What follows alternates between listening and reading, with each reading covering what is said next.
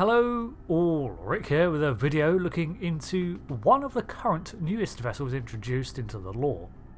The sequel to one of my favourite starships, the Excelsior II class. This behemoth of a vessel was one of several Federation ships created for Star Trek Picard Series 2 and introduced a trend with the 25th century of reimagining existing classes with an up-to-date twist. Once again, I'd like to thank Endeavour Gaming for supplying their vessel for this video, link to their channel in the description. Later on, we would see the Constitution Mark III, and it can be argued that many other ships, such as the Gagarin, are simply new versions of older ships too, but the Excelsior, in many ways, is a classic that was returned for a new place in the fleet. Which leads to a question: why? Well, let's take a look at this vessel and its origins, beginning with its real-world concept. The Excelsior II was created by long-time designers of Star Trek, Doug Drexler and John Eaves, while the final 3D model was created by Sean Hargreaves. It was one of several vessels created from scratch for Series 2 of Picard, after the only new ship we were introduced to in the first series being the Inquiry class. All 30-something of them. Alongside imported vessels from Star Trek Online, the Excelsior and Sagan marked new designs. Production designer Dave Bluss has made no secret of his appreciation for the older designs of Star Trek, so it seems to be this is a very deliberate incarnation to take an old design and evolve it on. Currently, there's not a lot of information, apocrypha or not, on this starship, but I've waited long enough, so here's all I could gather. If we get a new technical manual, I'll redo the video, but until then. In-universe, the Starfleet had suffered several setbacks towards the end of the 24th century. The Borg, the Dominion War, the Romulan evacuation, and then the loss of Utopia Planitia. Between each of these, Starfleet had several years to bolster its fleet with new designs, while supported by its older ones. But in the tense atmosphere that came after 2385, the Federation became more withdrawn and guarded. This, combined with the loss of its primary shipyard, led to a stagnation of new designs, or at least an ability to produce them. They still existed, of course, as Starfleet had other shipyards to call on, but it was not until the beginning of the 25th century that the Federation began to return to what many would consider its normal status quo. The source of the attack on the heart of Starfleet infrastructure was finally identified, and the people could relax and return fully to its primary goal of exploration with aplomb. One of these new additions to the fleet was the requirement to create a new workhorse heavy cruiser to occupy the position long held by the Excelsior class. That original prototype vessel had been launched in 2284, and the class itself remained in service until the mid-2380s, even as other vessels began to replace its role, such as the Urbana. This 100 years of life was in part due to the robust and heavy frame combined with the upgradability of these ships, but even the mighty ships like the Lakota can only go so far. So, the Excelsior II project was coined to literally be the replacement for that vessel, while drawing on the developments made during the 2380s and the advance of 6th generation technology seen in the Reliant and Sutherland classes. It might seem derivative, but in all honesty, recreating a design that lasted around a century would be a no-brainer to a fleet that was hurting from the loss of so many resources. The Sovereign class could be seen as carrying the workload of the Excelsior class for a while, but it's undeniable that the Sovereign was more at home on outward survey and patrol missions than workhorse duties, and the Odyssey class was too intensive to create in large numbers.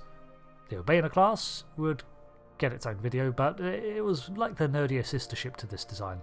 The Excelsior II class, however, was a completely new construction from scratch, not like the Gagarin overhauls of the Shepherd, nor the extensive repurposing refits of the later Neo-Constitution. Late into its development, however, several additions were made to its design that widened its functionality, that being the addition of multiple Starfleet intelligence suites, usually reserved for dedicated spycraft. This did not downright make the Excelsior II a spy ship, but it did expand its mission profile. This added a layer of above-average cyber warfare suites, alongside a smart sensor system that could compile battle strategies or recommended actions within moments. Additionally, it possessed a number of dampening systems that could allow for a stealthy approach if required. All this was ironically added to the vessel that was designed to be seen in most of its duties, the backbone of the fleet, but now one that did not have to stick to that role. In many ways, it represented Starfleet's current approach, reviving the classic feel as best they could, but still with that touch of paranoia. Part of its newer technology, of course, included the ill-fated fleet formation automation levels that required fewer crew members and used a great deal of automation. While a good idea on paper to allow for quicker transitions of function, the connectivity was exploited in late 2401 by the Borg's last assimilation attempt. The Excelsior II is sizable at 588 metres long, which makes it about 182 wide and around 85 metres tall. The impulse drives were also very manoeuvrable for its size, something more common in later ships, and its warp systems were standard for the time. One official orthographic display I saw displayed only 2 engines, while other models have 4. In terms of warp speeds, it could achieve a maximum of warp 9.99, putting it on par with the speeds of the later Constitution 3, but it could not maintain this for anywhere near as long as that speedy ship.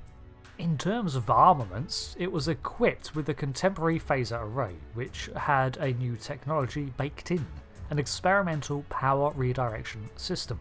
This was a fancier way of transferring power from other systems at a rapid and smart pace to optimise phaser outputs in a more efficient way than having to manually, say, transfer auxiliary life support to weapons systems or any other variation. If a system was down, it could be tapped by the redirection system in a red alert situation.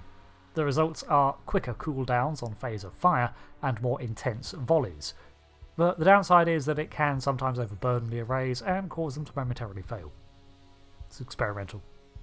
Alongside the phaser arrays, it maintained 4 torpedo launchers, 2 fore and 2 aft. Needless to say, this ship could replace the void of space with fire at a moment's notice.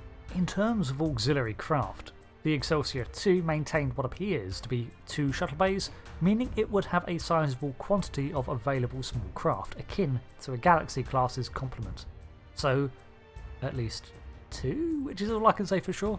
I already mentioned the advanced sensor systems that are usually reserved for spy ships, but these are combined with the standard 6th generation additions that were the norm going forwards. There are also mentions of it including a cloaking device. With the abolishing of the neutral zone and the loss of the Star Empire, it would lead to the Treaty of Olgeron being void too. Additionally, it also housed some form of transwarp drive, but I was unable to ascertain if that was canon or not, let alone what variety. Suffice to say, it was probably a slipstream drive, as we saw this included in several other ships of the era. Cannot confirm for sure, but I thought I would mention these too.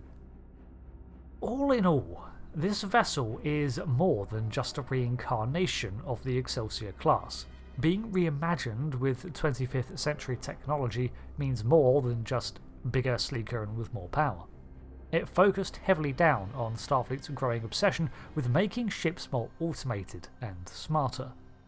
Their intel-based sensors did not just acutely scan and compile data, they formulated assessments and automated much of that process. The weapons subsystem automatically regulated power from across the ship when in combat, and the fleet formation mode allowed for calculated micro-maneuvers at impulse speeds. All of this, of course, could be overwritten by manual commands, but it shows the direction Starfleet was moving in, and despite the major vulnerabilities uncovered in such extensive networking, I do see the benefits. Ironically, the USS Excelsior NCC 42037 would fall victim to these self-same improvements on Frontier Day, being the only vessel of the Borg-controlled fleet to break away from the automated systems before being destroyed by the remainder of the assembled controlled fleet. The Excelsior has long been a recognisable silhouette in the ranks of the Federation, fading from testbed to primary cruiser, then to operations and diplomatic missions, but it could still bring that defensive aspect when called on. The Excelsior II is the direct continuation of that mission profile for a new age, one where its connectivity, smarter systems, and automation play a greater role, for better or worse.